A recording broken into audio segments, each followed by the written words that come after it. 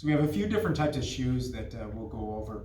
Now, the most stable typical shoe that you're going to have is like this Asics. It's rather bulky. It's got a pretty big heel drop between 14 and 12 millimeters. And as you can see, it's pretty stable, pretty resistive to any motion. So this will be a great shoe to go to the gym in, for example, but also your couch to 5K runners would likely have a run in this. The next step, something a little bit more minimalist, is going to be like your Mizuno Wave Rider. So as you can see, I had a few trail runs in this thing, but this has a little bit more flexibility through the foot, and it's a little bit more lightweight.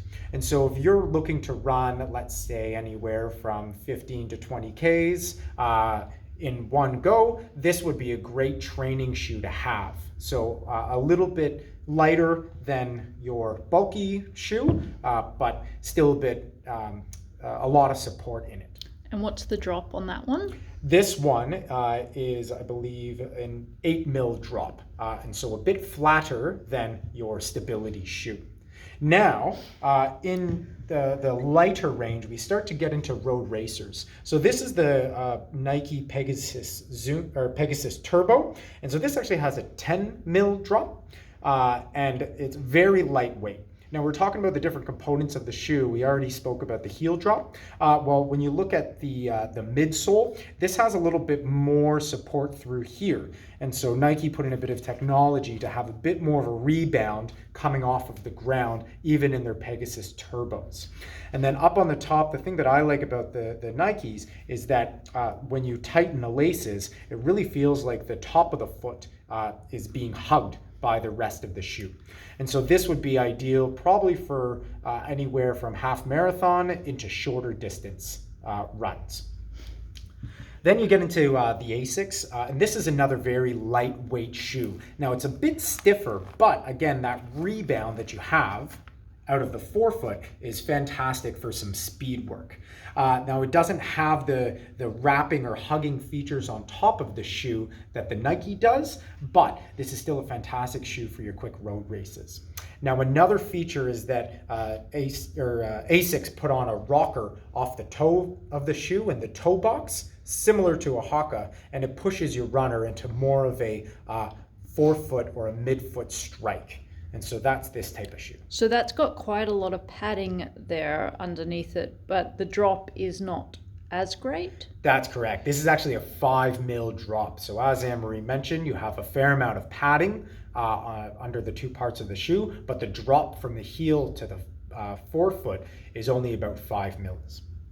Then we get into the very fancy Next Percenter in Nike. Now this is an incredibly stiff sole.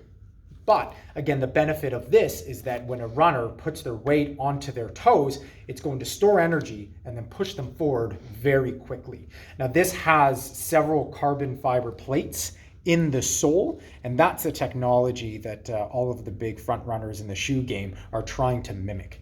Now this actually has a 10 mil drop, so even though it's a high performance track and road race shoe, there's a higher drop in this shoe than the Asics one that we looked at.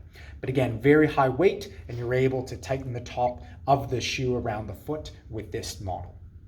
The last one we'll look at is a trail runner. Now, trail running shoes are great. These actually last much longer than your typical other shoes. The rubber on the sole is a bit harder, and this just lasts much longer. Now, these ones will give a lot and let your foot do a lot of movement, but the benefits is that you'll be able to feel every rock and maintain your balance. So your trail runners, these are going to be the kind of shoes that they're going to want to be chucking on.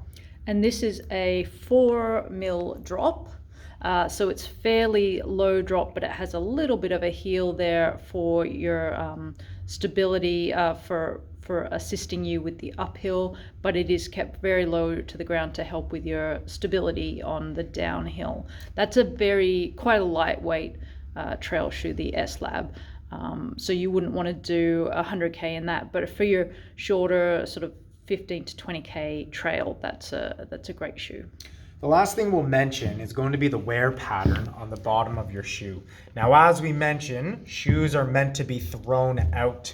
So as you can see, there's not a lot left in this Nike Pegasus Turbo, and so this shoe is probably at the end of its lifespan. Versus the Asics, you can still see the definition throughout most of the forefoot, and so this shoe still has a fair amount of life. Like I said, kill your darlings and throw out the shoes that have a higher wear pattern. Do you also see wear in the foam in the side? Is that something, when you see these compression marks, is that a good judge of whether a shoe is worn out, or is it more about the tread? More often about the tread is going to be your indicator, but Emma, you're very right. You can see where the wrinkles are in this foam. That's not going to be giving any sort of support, or well, much less support than a new shoe. And so while it's important to cycle between your shoes, again, it's important to replace them when you start to see these type of compression patterns throughout the foam.